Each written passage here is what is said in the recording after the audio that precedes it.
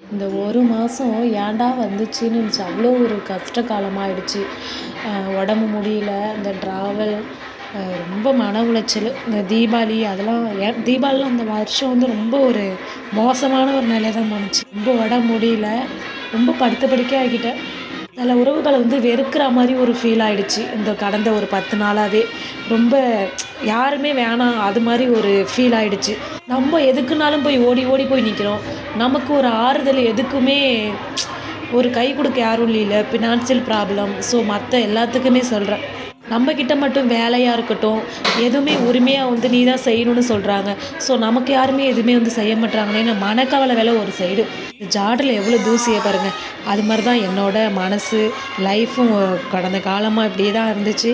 So இன்னைக்கு தான் கொஞ்சம் வீடு எல்லாமே கிளீன் பண்ணேன். இன்னுமே வாய்ஸ் சரியாகல. இனிமே நம்ம சேனல்ல வந்து ரெகுலரா வீடியோஸ் வரும். கன்டினியூவா பாருங்க.